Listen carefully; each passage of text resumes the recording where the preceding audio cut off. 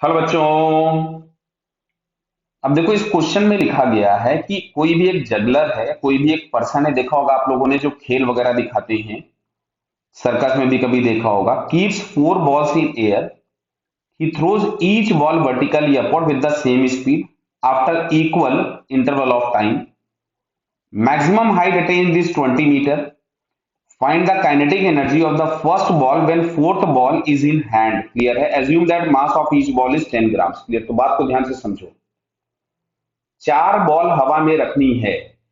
इसका मतलब जिस मोमेंट पे फर्स्ट बॉल मेरे हाथ पे आएगी, समझो बात को, फर्स्ट बॉल मेरे हाथ पे आएगी तो मुझे उसके पहले पांचवी वाली गेंद फेंक देनी है, तभी चार हवा में रहेंगी। मतलब ये मैंने पहली वाली फेंकी, उसके कुछ देर के बाद सेकंड वाली, उसके कुछ देर के बाद थर्ड वाली, उसके कुछ देर के बाद फोर्थ वाली, और ये जब मैं फिफ्थ वाली फेंकूंगा तो उस मोमेंट पे फर्स्ट वाली हाथ पे आ जाएगी। और हर एक के बीच में टाइम गैप सेम है। हर एक के बीच में टाइम गैप सेम दिया हुआ है। क्लियर है? बात समझ में आ रही? तो अच्छा बताओ, फर्स्ट और फिफ्थ के बीच में टोटल टाइम लगा कितना? 40। क्लियर? अच्छा, बॉल 20 मीटर तक जा रही है तो ये वाली बॉल बॉल लौट करके भी 20 मीटर आएगी। अब मैं एग्जैक्टली डायग्राम बना दूं, देखो ऐसा।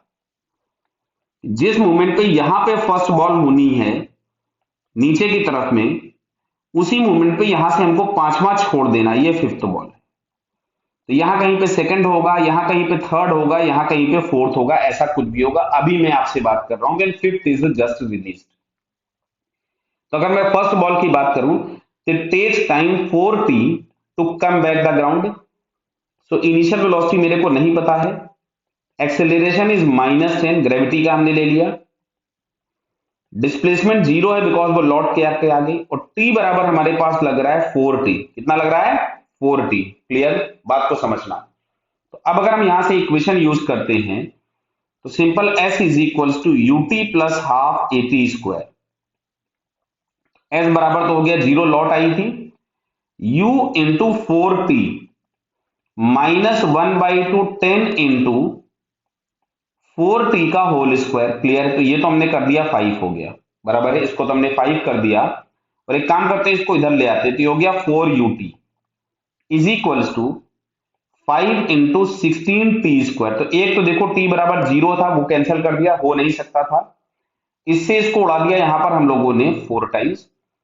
तो u बराबर आपके पास आ रहा है 20 टाइम्स t, बराबर है। अब मेरे को t भी नहीं नोन है, u भी नहीं नोन है, तो अब क्या करें? तो ध्यान से सुनो।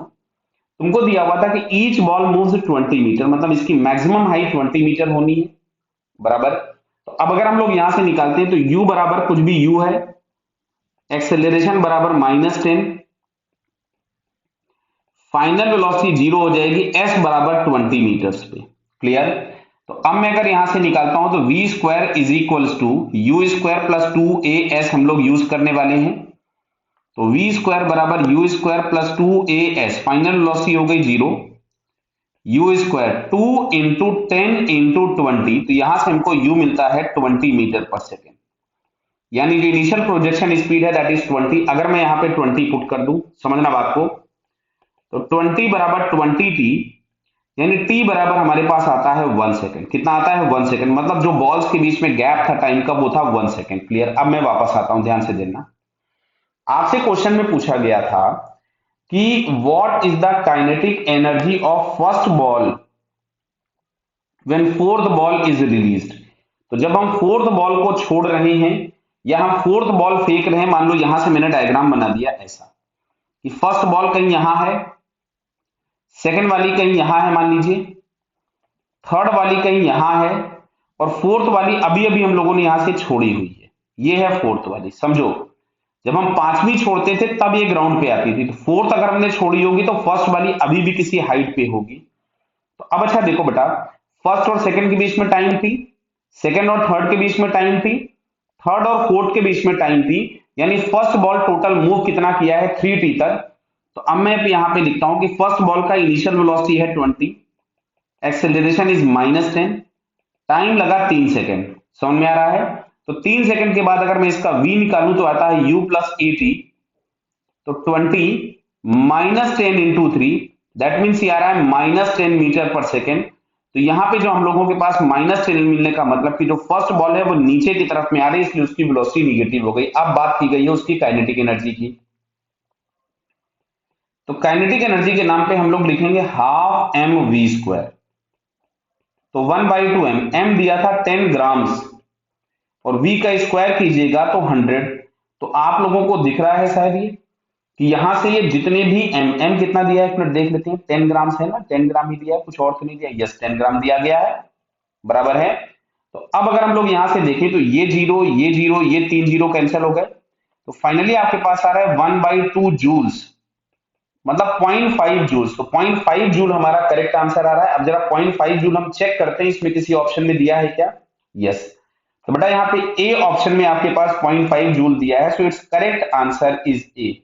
तो उम्मीद करता हूं ये सारे कैलकुलेशन, अब ये क्वेश्चन लंबा इसलिए था बिकॉज यहाँ पे 3 चीजें आपको कैलकुलेट करनी पड़ गई थी, बराबर। सीधे काइनेटिक एनर्जी पूछा गया होता तो बहुत छोटा था, तो इसमें पहले काइनेमेटिक्स लगा, काइनेमेटिक्स के प्रिंसिपल यूज हुए, फिर उसके बाद हमारे पास वर्क एनर्जी है। तो क्लियर होगा। ओके बेटा, ऑल द बेस्ट।